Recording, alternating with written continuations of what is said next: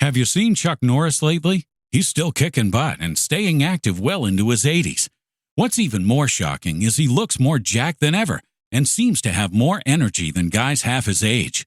And it's all thanks to Morning Kick, a revolutionary new daily drink from Roundhouse Provisions that combines ultra-potent greens like spirulina and kale with probiotics, prebiotics, collagen, and even ashwagandha. Just mix with water, stir, and enjoy. Unlike other green drinks out there, this one tastes exactly like strawberry lemonade and has hundreds of 5-star reviews. Go to roundhouseprovisions.com/save44 for up to 44% off your regular priced order. Plus, every purchase is backed by a 90-day money-back guarantee. So if you want to experience smoother digestion, a boost of energy, and just an overall healthier body, then go to roundhouseprovisions.com/save44 today. These statements have not been evaluated by the Food and Drug Administration. This product is not intended to diagnose, treat, cure, or prevent any disease. Results can vary. Brace yourself for something fuel-nominal. Unleaded 88 is the clear fuel choice. It's cheaper, cleaner, and greener. And it's grown by Iowa corn farmers. Now that's totally worth the hype. So pump it up with Unleaded 88. The 3 Down Greencast is brought to you by the Pile of Bones Brewing Company, Regina's only downtown brewery.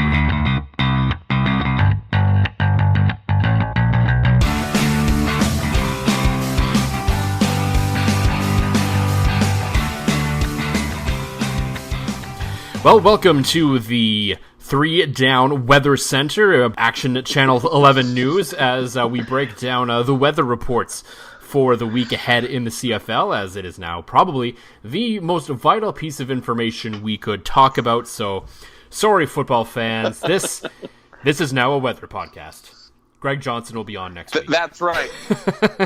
That's right. There's some barometric pressures and there's some big L's with some arrows, and they're doing some shit. And then there's an H and some other arrows, and it's doing some shit. All I know, could be thunderstorms, could be rain, could be sun. I don't know. And we really get to save money compared to like a lot of weather, like the Weather Network and the local channels and their weathers, because we can just talk about the weather. We don't need a green screen with all the fancy graphics. We can literally just go to Environment Canada's webpage and read it, kind of like basically every radio station in the country does.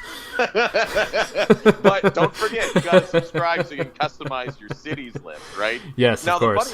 The funny thing is, I'm trying to figure out what I would get wrong more often, Joel. The weather forecasts or my terrible hot takes. What would be wrong more often? Your terrible hot takes, because at least you could blame the weather on someone else, unless you happen to set up like a whole Doppler radar thing in your backyard, which I'm assuming Lacey wouldn't be all that thrilled about, and kind of build your whole own weather system, to watch patterns and everything. So I'm going to go with your hot takes just on that reason alone. And I'm usually always wrong with the hot takes as well, too. The weather, I've only got really 3 outcomes, and none of them involve Johnny Manziel. No, not yet anyway, until he makes it rain, I guess. I don't know. Is he making it rain anywhere? Do the clubs count? Maybe, I don't know. Who knows what he's up to these days? Maybe he'll show up in the XFL along with Cody Fajardo. Oh, now that's a nice little subtle dunk bomb out of nowhere on the Rod Peterson show this week. If you happen to miss it. I love dunk bombs. B, I love dunk bombs on the Rod Peterson show. There's just something extra good about a place where a guy can talk about the CFL unfiltered and just come on and just receive all of the dunk bombs. Yeah. So obviously, if you haven't picked up on it, we're going to talk a lot about the weather on this episode, but not the actual weather. And ironically, It was storming again here in Regina today on Monday as we record this podcast, just like it was in Montreal over the weekend for the game, and as it was in Regina that night as well, delaying Garth Brooks for 100 million hours.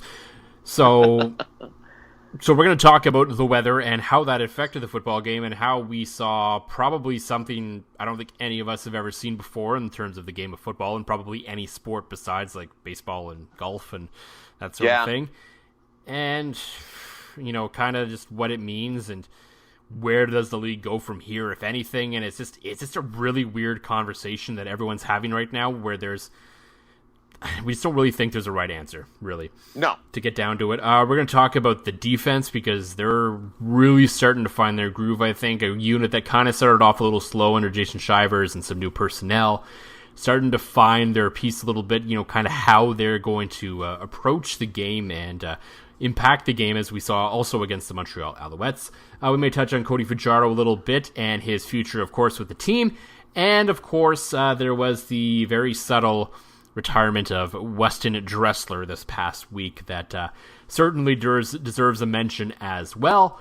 But as usual, before we get to all that, John, what is in the glass this week? Well, I started off yesterday, had a barbecue. In fact, the barbecue was so successful, we were talking about when we were going to record at 9:45 last night, and I don't recall texting you back. A large part of that was because I had 2 summery beers. One you recommended to me, add some lime to the Pile of Bones Scarlet Street Blonde. Holy crap, it was good. Second, another beer that calls out for lime, and actually the one I'm drinking tonight, because I still happen to have 1 or 2 left miraculously after the number I did on myself last night. That being Rebellion Cerveza style. Threw a little lime wedge in the can, sipping back in some deliciousness. And as we kind of get into the... it doesn't feel much like summer at like plus 20 here in Saskatchewan right now, but I mean, it is still summer. Yesterday was a good day for a barbecue, and you know what? There's something about having the sun beating down on you with some good friends, good food, and limey beer. And that led to trouble and me checking my text today going, Joel did text me yesterday. Yeah. Well, earlier in the day, I remember you saying you were having a barbecue, so I was like, okay, I'm not going to suggest we record on Sunday night. I didn't really feel like recording on Sunday night either, so it was fine. It was fine, obviously. For me, I am sticking with, I guess, kind of the staple beer of this program today, the Pile of Bones White IPA. Oh, yeah. Just trying to enjoy the kind of last few weeks of summer here, I suppose. So I guess it's still technically summer in September, but, everyone kind of goes back to real life, and we kind of consider summer over at that point. But, exciting news also coming out of Pile of Bones. We're about 8 days away from the opening of the new tap room. Saw that in an email today, that opening on August 20th. Sorry, I'm already thinking about September. August 20th, the new tap room is opening down Sass Drive and Cameron. There's used to be an old car dealership there, used car dealership that they've taken over. You can't miss it, just blocks from the stadium, so it'll be perfect for, depending on when the game is, before and after festivities. Oh, I can't wait. When I'm there in October and I'm crashing to your place, that I think I know exactly where we're going that night. Oh, we're 100% going there, because, it's just going to be, it is the mecca of local beer and spirits in Saskatchewan. There's no question about it. I'm so excited. I don't know if the Riders were very excited on Friday night, as they did beat the Montreal Alouettes, and we saw footage of them from the locker room, I guess, celebrating the win. But I'm sure deep down inside, it still felt a little weird, and we all kind of felt a little weird about it. And I know, yes, there's a lot of people talking about online about this conspiracy that the league loves the Riders. Of course, it's happened. No, if the league loved the Riders, they'd have more than 4 Grey Cups, and there'd be far more peaks for this franchise than there has been valleys. It's true. So let's just stop that right now. And that's as much as I'm going to say on that. But then there's the other weird side of it too, where people were like, well, Rider fans aren't that mad about this. Well, no, because they won. And a rule that benefits the fans, the fan base that it benefited, isn't as mad as the other fan bases. Like, more than 11. Like, of course, come on. No, that is huge if true there, Joel. I don't know on that one. Yeah, you see it all the time. When there's been, dirty plays between, the Riders and Hamilton both ways, and both fan bases have reacted different ways depending on who it was. That's just the way it is. And so that's the same way it applies to this rule. Obviously, Montreal fans are going to be far more disappointed, and so are the other 4 teams in the West are probably also going to be far more disappointed than Rider fans are going to be. That's just the way this worked out. And selfishly, as I heard about, full disclosure, I had a family event on Friday. I was PVRing the game, planning to watch it later. Yeah. But not being a fan of the team per se, I wasn't really afraid of going online for spoilers. I didn't really care if I knew what the score was before I watched it because I was watching it for work purposes later, so it didn't really matter to me. And then I started seeing that, if this game doesn't start soon, it could end, and the Riders would win. Yeah. And I was like, huh? Right? What? And so, number one, never heard of this rule before. I guess this was also introduced along with what we learned about during the game against the Argos that was nearly canceled due to rain as well. Or sorry, lightning, not rain. And it is surprising that this wasn't talked about more in the first place, I guess, before the season started. And then I was kind of on board just from a pure fan of chaos, because I knew that this would be one hell of a story that we would be talking about probably, frankly, for years to come, and it actually came true, and now we're still talking about it. Everyone's going to be talking about it this week, I'm sure, and it's just such a strange situation that I don't think any of us could have ever predicted would have happened in the game of football. No, and you're absolutely right, Joel. I think another thing that I found fascinating, too, is and I'm one of these nerds, but I don't think I've ever seen full text of the entire CFL CBA, right? So you generally see, like, after another pro sports league, there will be some journalist someplace that'll read the whole thing, come up with a few, like, fun facts, so, hey, this is what you missed. And I almost feel like this would be one that if it was out there, that somebody would have stumbled across a long time ago and said, hey, like, a game's only got to be delayed an hour because of weather after halftime, and it's over, right? So it was kind of fascinating. You're right, in the chaos of just, this is real. Like, you're kind of double-checking your phone and going, is this really a real thing? But from a player safety perspective, I absolutely get it. Mm-hmm. You and I were texting back and forth a little bit about this. A, looking forward to the chaos that we were going to see on social media, and B, the logistics behind it. Now, for those who don't know, it's these guys, when they start preparing for a game, the preparation, it's not just a matter of going out, jogging it out for 10 minutes, and all of a sudden they're warm and ready. No, it's not like you or I getting ready for a slow pitch game. Exactly. Absolutely. It's not just, and trust me, I've torn a hamstring playing slow pitch, so I probably take more time to prepare than the average Joe these days, but it still is one of those things that the preparation starts, and I can tell you as a guy that they used to travel with the Saskatoon Hilltops, the preparation starts the night before. These guys are getting their bodies worked, treated, acupuncture, massage, everything like that the night before. They're getting up first thing in the morning to get taped, to do some stretching, to do everything to get ready for the game that's coming up that night. Like, it's not just a get loose, get warm when you get to the stadium thing. Like, we're talking these guys spend the whole day getting ready for the game. So from a player safety perspective, I get it, especially after you've already, you've played your first half, you've sat in the locker room for, especially when there's these concerts on Thursday nights, you're adding a little bit of time to halftime and things like that, and then you're coming out cold and tight, and you're risking injury in so many ways. So, it did feel odd. It felt unfulfilled. Yeah. It felt like a win that maybe shouldn't have been a win. It felt, dare I say it, a little dirty. But that's the rules. The rules are there for a reason. And personally, I don't hate it. I don't know what kind of solution there is, because to me, a 1 hour time window seems extremely small. Mm-hmm.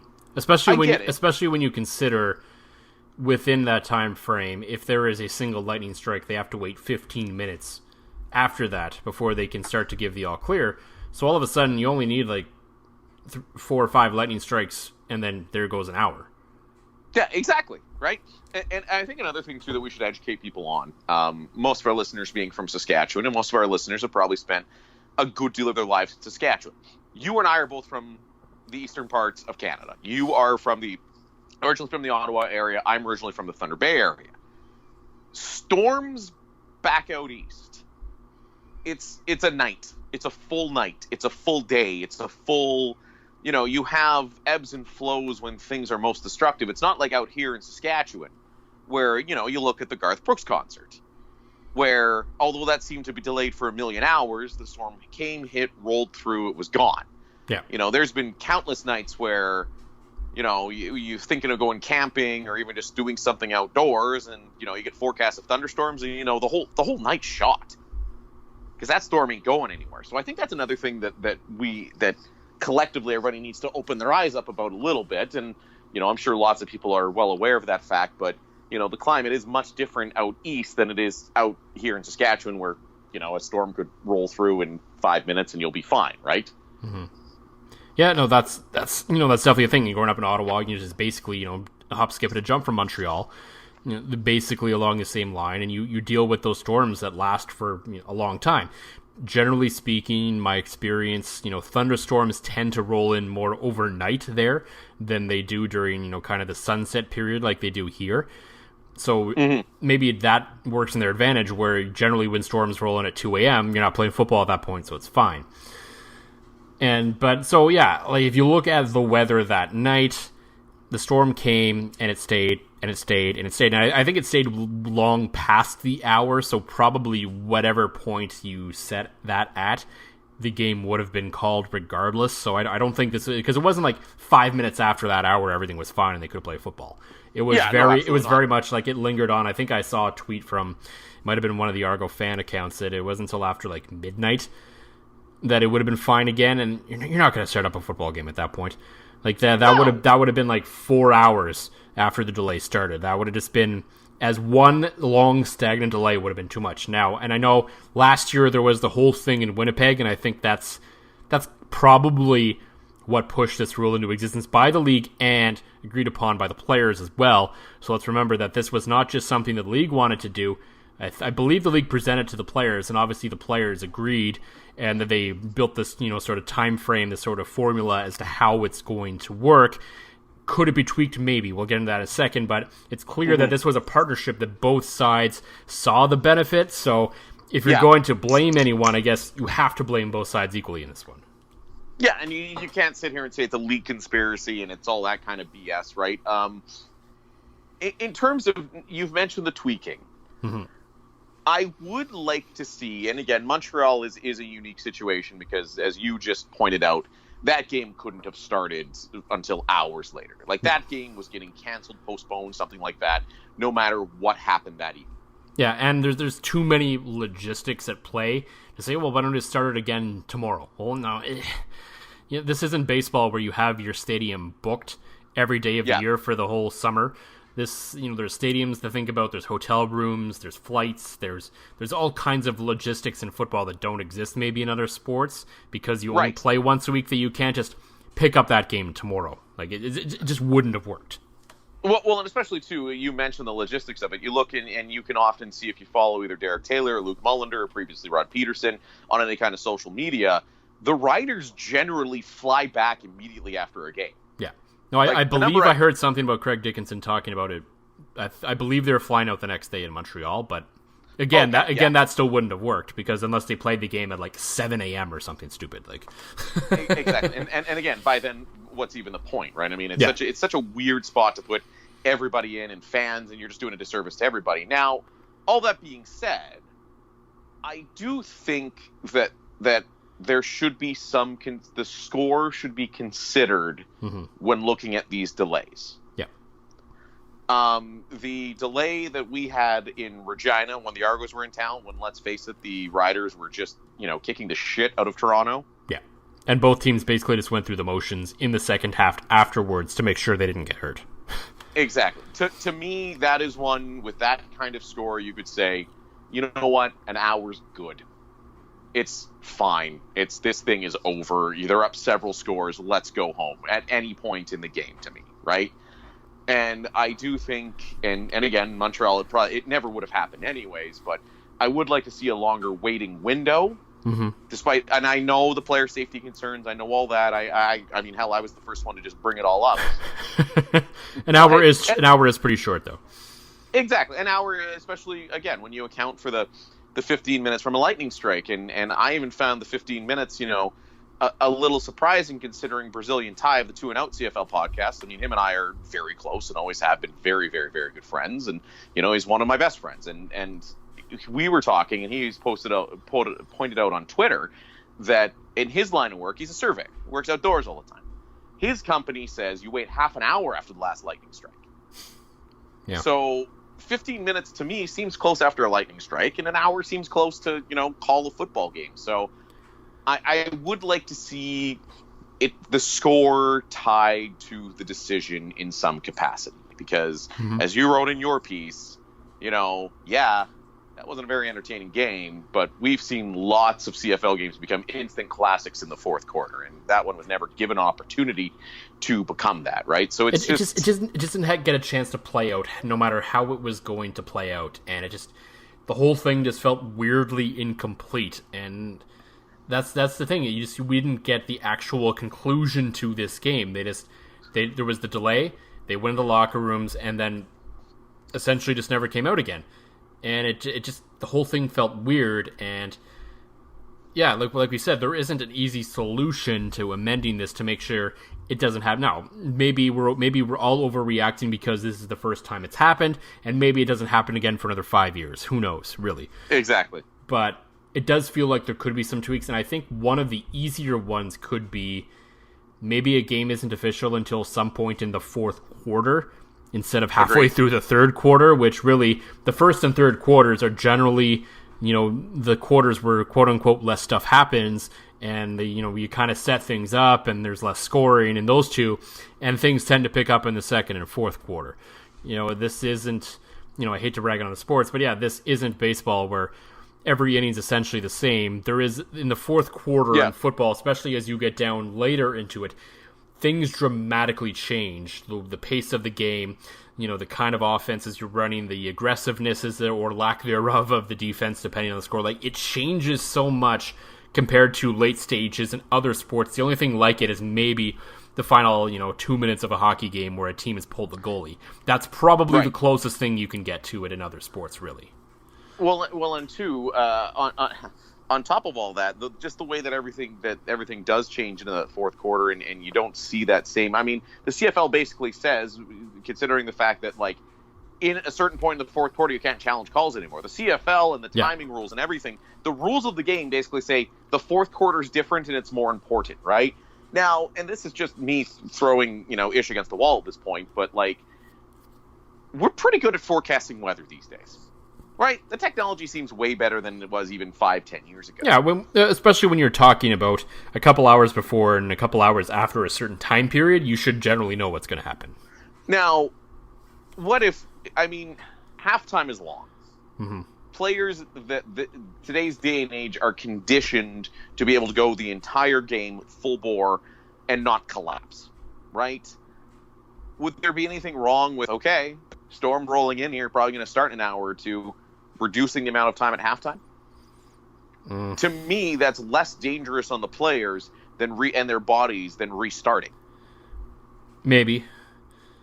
Yeah, I see that side of it, but you're gonna have to do a hard sell to TSN on that one. You're right. That would be the toughest part with that also.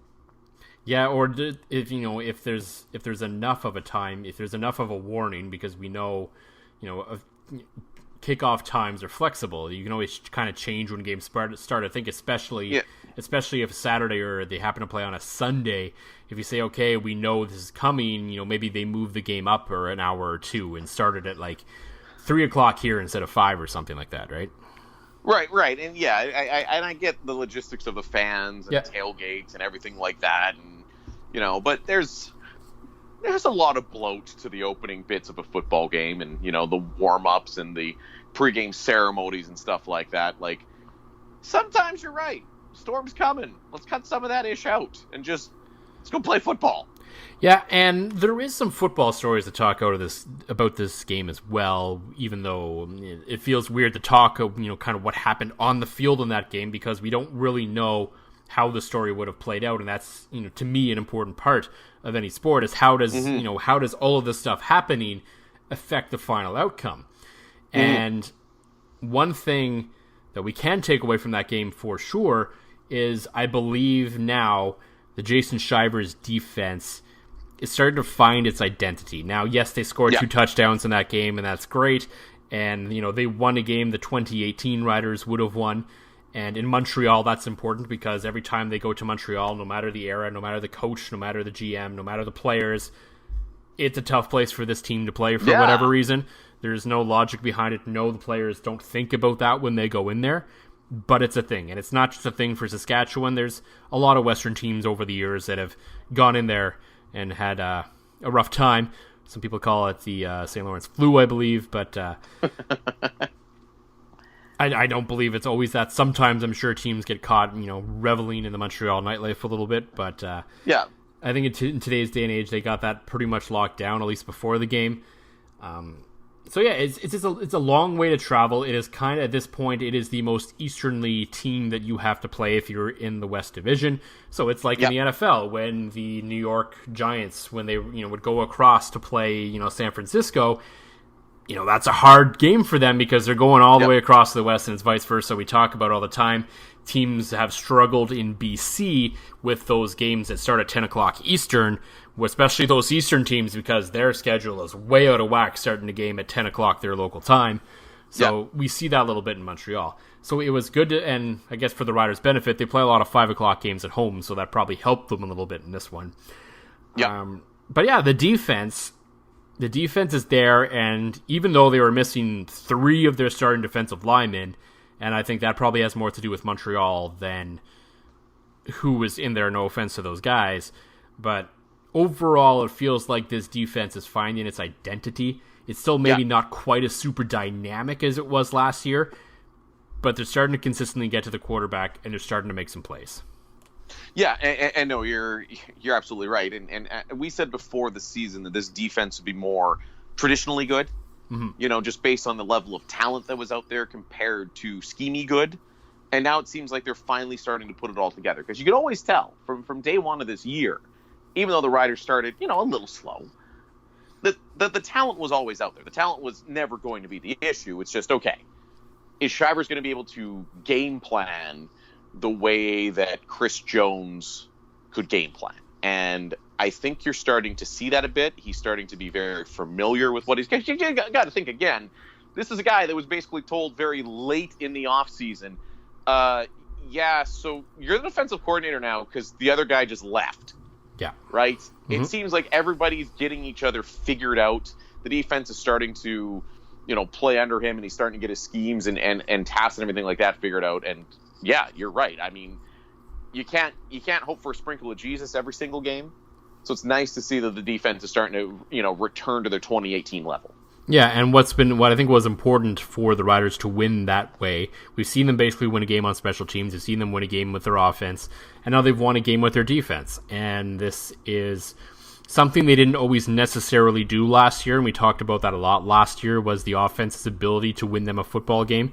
There's maybe only once really they did it last year, so it was impossible. You couldn't really say that you could rely on the offense to win them a game when you absolutely needed them to. I think this year's team, you can safely say all 3 units are capable of winning them a football game, and they are far more flexible of a football team this year, where they can go in, and no matter how the game is playing out, they have an exit strategy to win that game.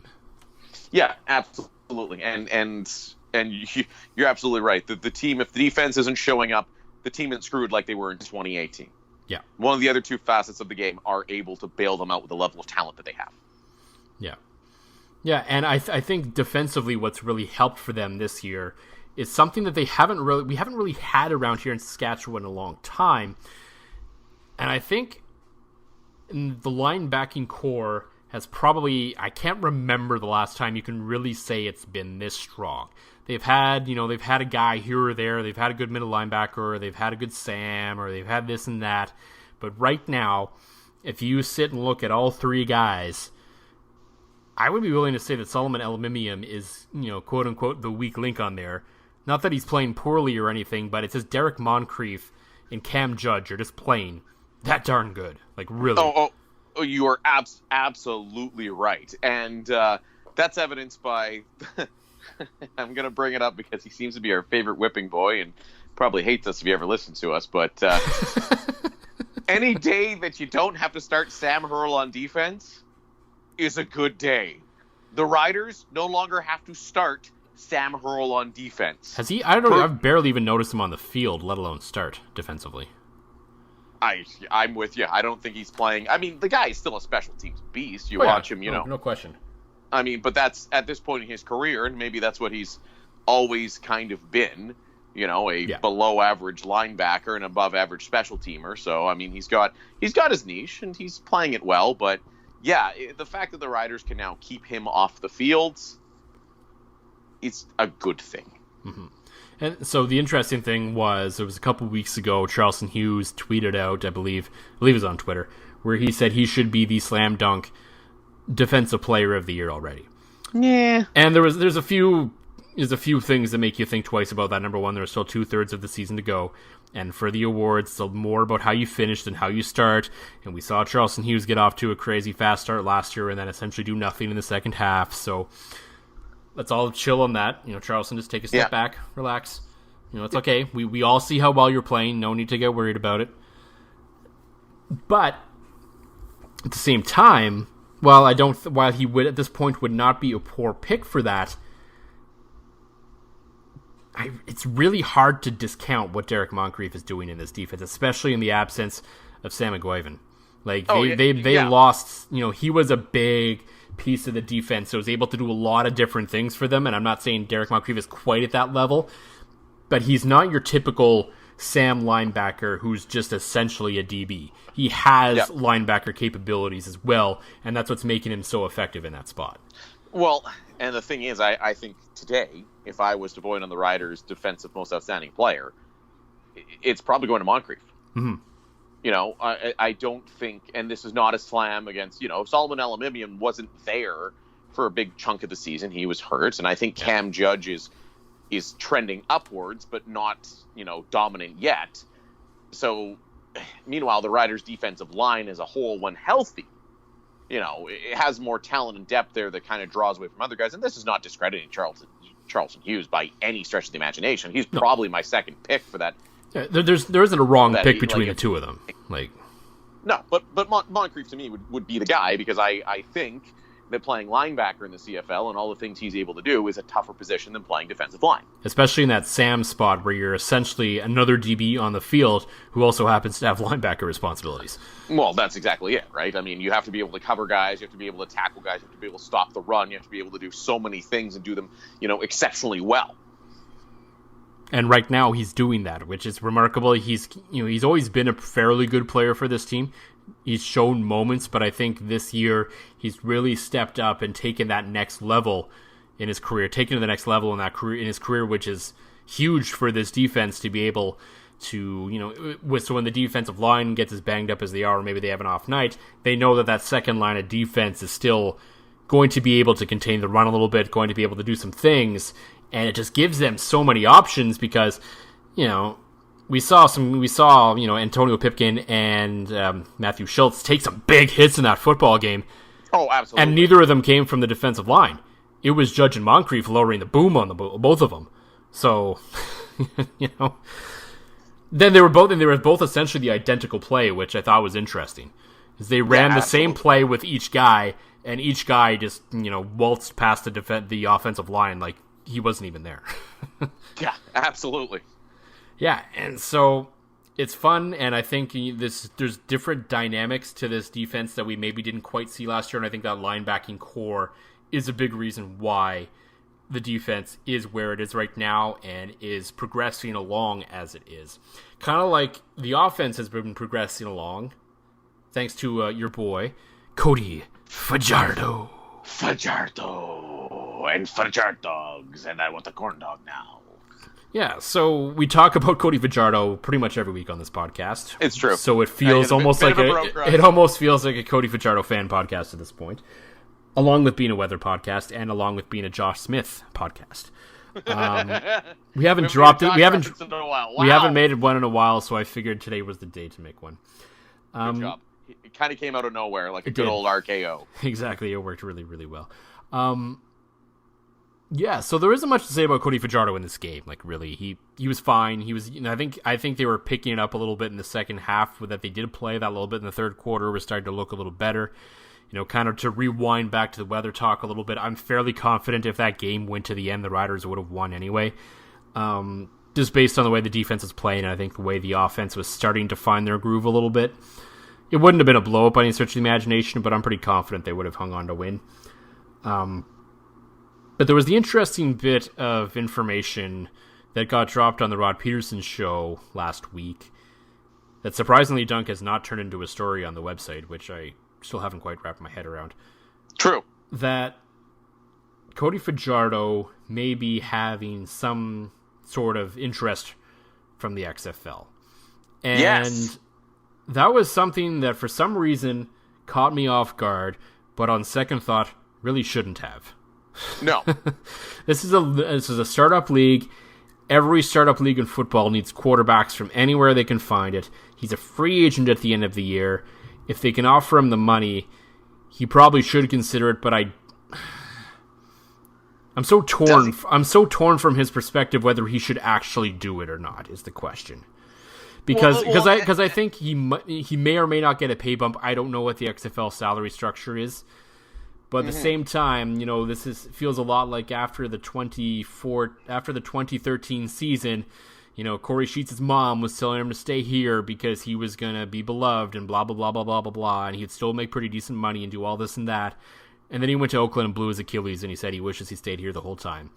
Yeah. And I'm not saying anything bad's going to happen to Cody Fajardo if he goes to the XFL. Obviously, the injury that Corey Sheets suffered was just pure coincidence, but he probably wouldn't have been a star in the NFL anyway. So, when you've bounced around for so long and you've been cut from different teams, you've had so many different setbacks, when something finally works, is it worth giving it up so quickly for another maybe? I don't know. I really don't know the answer to that question. Now, I'm greedy, and I love money. But again, do you know the XFL structure? If he plays his card rights, he could still make probably the same to pretty good money here in Saskatchewan as well. Oh, 100%. And that, to me, is what the XFL is quickly going to become. Yeah. It is quickly going to become a bargaining chip for a lot of guys. Yeah. I feel Fajardo should go out and get paid. I don't think he's into that stratosphere of that $800,000 a year quarterback. I don't even, after just one good season, I don't even know if you're ready to give him Trevor Harris money yet.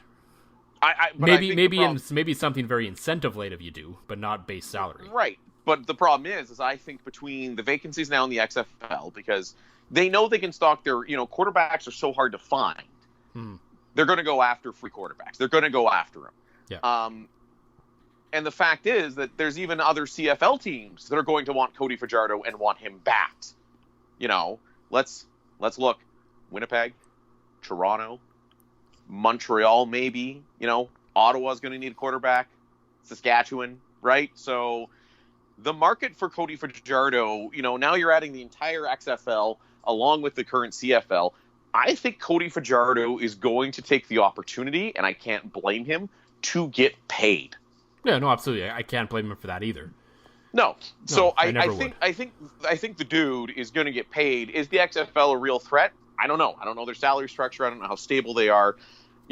Obviously Vince McMahon's got dough. But it just, to me, Cody Fajardo is becoming a very good quarterback at a very good time for him. And I hope the dude and I hope it's Saskatchewan that's paying him. I hope he keeps, sprinkling a little Jesus on everybody, eating some Fajardo dogs. But the dude's in a good spot. He's going to get paid by somebody out there. And it was almost that dunk bomb was almost a quick reminder of, oh yeah, the XFL is a thing. Yeah, yeah, and I forgot about them. I think we all learned our lesson on the AAF a little bit. So I don't want to get too much in the XFL and what they might mean to the CFL. I'm fairly confident saying the XFL will at least get to their first championship game because Vince McMahon is financing this thing himself. So there's no concerns there. But I just think from Fajardo's perspective, I think at the very least he should probably stay in the CFL just because you found that this works for you. You've adjusted to this Canadian game, and now you're going to go back to the States and readjust. Yeah. I don't know. Maybe I'm wrong on that respect, but I feel like, and my prediction here is still, it's fairly early.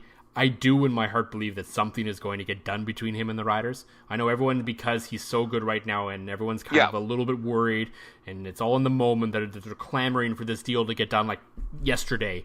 But I'm like, let's relax. It's the start of August. I believe ultimately, maybe probably post Labor Day, sometime before the playoffs, that this deal will get done because I think number one, the Riders should have cap room, given that they're not really paying a quarterback this year. Yes. And Claros is off the books next year, so the money's there.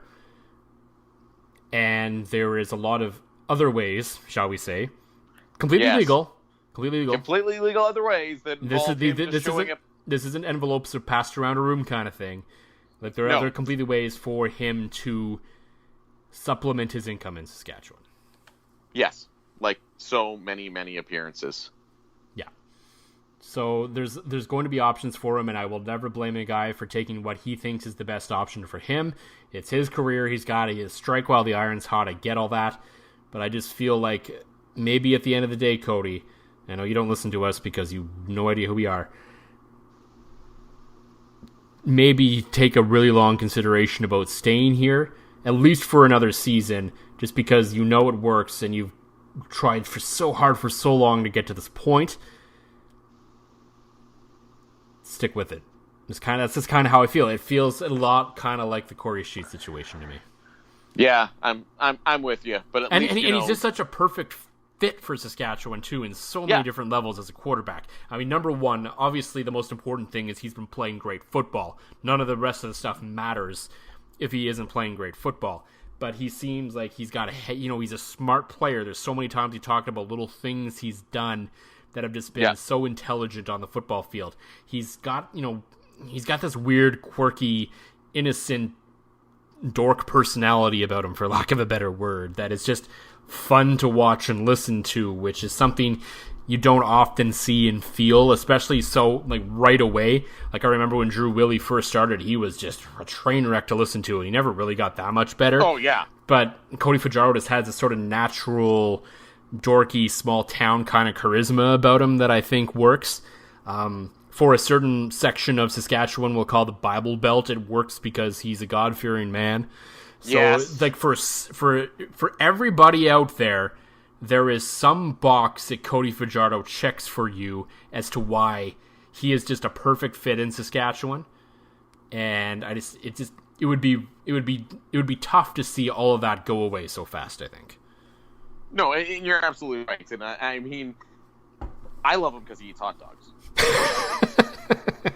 and he's not a shitty interview, right? No. Like it seems like there's other people in podcasts that seem like they're on the verge of getting him on, and I actually think he's going to be entertaining. And you know how I feel about interviewing players. I hate doing it. It sucks. Yeah. It's the best thing that I don't have to do anymore, right? So I'm with you. I think it gets done. It's going to be somewhere around a 350 base plus another 100. They're going to, because again, they're stacking up to host the Grey Cup. You're going to see a bunch of that money and performance bonuses that you can kind of get away with under the cap structure heading into the next couple years.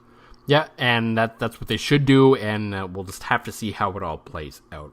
So before we go this week, it would be wrong if we didn't talk about one of the previous number 7s for this franchise, as Weston Dressler kind of officially announced his retirement the past week. He's going to be working down south at some schools down there, so I think that's a good, cool, natural fit for him. I don't think anyone was too shocked to learn that Weston Dressler wasn't going to be playing football anymore, considering, we're just at that point where it's okay, he's not coming back, whether he ever announced it or not. So obviously we all wish Dressler well in whatever he does next, and he will be no stranger to Saskatchewan. His wife is from Regina, and I believe they still spend a lot of time here. So I do have this piece that I have written for 3 Down Nation, and as Justin Dunk likes to do, he's just sitting on it for some reason. Where I kind of wrote about how, number one, there's just not going to be another Weston Dressler. No. And then I'm not talking about the abilities on the football field. There'll always be other great receivers. But Weston was an entirely different animal for this franchise and for this league, quite frankly. Yeah. And I tell the story of when I first started with CJME, and they sent me to cover the launch of the Dario's cereal. So I went to the co-op in Rochdale to talk to Darian Durant at this thing, and I asked him if he could sell more cereal boxes than Weston Dressler could all Dressler chips. And he said no. Weston's the man. And me, as sort of new to the Rider beat, boy from Ontario, kind of like the CFL, but didn't really follow it that closely sort of thing, was like, huh, That's kind of a weird thing for a quarterback to say. Because normally in football, no matter what, no matter how many other stars you have on the team, if you have a good quarterback, your quarterback is the man. Yeah, absolutely. But you quickly learn in that time and frame in Rider history that while Darian was good and was a man, Weston Dressler was in fact the man in this community. He really was because he was the ultimate underdog, so he's easy to cheer for as, this really short receiver, but he worked harder than anyone. He gave it his all, and he's just an all-around good dude. And it was just such a natural fit for this community, and I felt, and looking back on it now, when Chris Jones cut him, beyond the obvious reasons as to why fans are upset because a fan favorite got cut, I think that story kind of lingered longer than a lot of other people do not because he got cut, not because the team decided to move on, that was probably the right time to do it, but there was never that closure. Right. Regina and Saskatchewan never really got the closure of the Weston Dressler era. It just seemed to come out of nowhere, and the way it was handled wasn't great, and the whole thing about it just left everyone feeling like, is this really how it ends between these two? And I think over the next little while, I don't think this retirement is necessarily the closure, but I think over the next few years, once we get to the Plaza, because he's obviously unanimous first round selection in Plaza, everyone will finally get the closure I think that they've been waiting for. And I think you're right, because it's funny you mentioned the closure, Joel, and this subtle retirement announcement couldn't be more Weston Dressler if he tried. No, not at all. Just basically so I'm doing some stuff now, and in an interview with a paper in North Dakota that no one's ever heard of. Here's my retirement. Exactly. By the way, I'm retired, right? So A, that was perfect. That was perfect, Weston. And B, I still don't think that this I feel like he announced his retirement more on the Rod Peterson show than he did in this article or ever filing his retirement paper. It still doesn't feel like there's closure. And you're right. I don't think Saskatchewan gets that until the Plaza of Honor. And you and I were talking about this before we started recording. Mm-hmm. Do the Riders go for the home run and maybe wait and do him and Darian together? Because I think they absolutely should. I think they should as well. And of course, there is the thought process of, and now it's not the Riders that ultimately, there's a committee of people that decide to go who goes into the Plaza. And I believe Rob Van Stone is on that committee, so this will be an interesting question to ask him. Yeah, what do they do with this? Because there is not a more dynamic duo in the last 20 years probably of Rider history than Darian Durant and Weston Dressler. So absolutely. It makes all of the sense in the world that they should go into the Plaza together. And that will be a bonanza of an event. No question about it. But there's also the other thought of, if you're just purely looking from trying to sell tickets to multiple events, because Darian retired a year earlier, do you do Darian 1 year and Weston the next? I don't think they should, but it's something that might be considered. I think, and I can talk to you from being a part of the Kinsman Sports Celebrity Dinner here in Saskatoon, absolute massive event. To me, much like when the Kinsmen did the tribute to Gordie Howe, you do a one night, you go all in, you get all the dollars, you make it a thing. Because again, the Plaza of Honor induction is never going away. I'm not saying it should.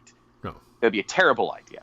But what I'm saying is you're going to have big years, and you're going to have years that are okay. To me, you really make this a big year to really celebrate that era of Rider football, because that's exactly what that would be. And there would be no more perfect way than having Weston and Darian in the same room to do that in that way. And then, you can kind of, tone her back for a couple of years and then build up to something big again. It's just, to me, that would be one of the biggest tickets to get in Saskatchewan. Oh, no question. It would be one of the biggest, if not the biggest, Plaza of Honor, I think, events held. I don't know the history of it that well. There's obviously been some big ones over the years, but if they're going to, limit the number of people going into a lower number every year, and they've made some big changes to the event over year, it's kind of lost its luster a little bit over the last few years.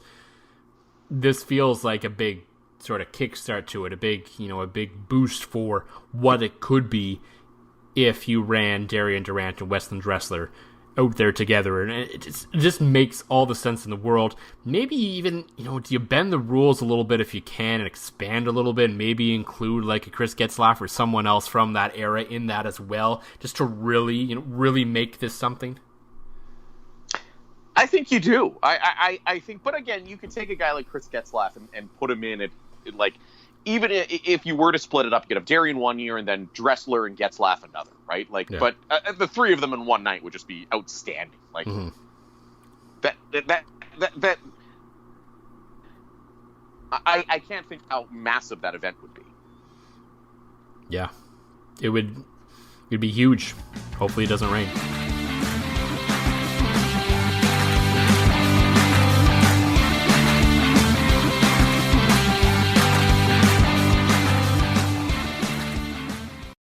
If you're a facilities manager at a warehouse and your HVAC system goes down, it can turn up the heat, literally. But don't sweat it, Grainger has you covered. Grainger offers over 1 million industrial-grade products for all your operations, including warehouse HVAC maintenance. And even better, they offer access to experts and fast delivery, so you and your warehouse can both keep your cool. Call 1-800-GRAINGER, click Grainger.com, or just stop by. Grainger, for the ones who get it done.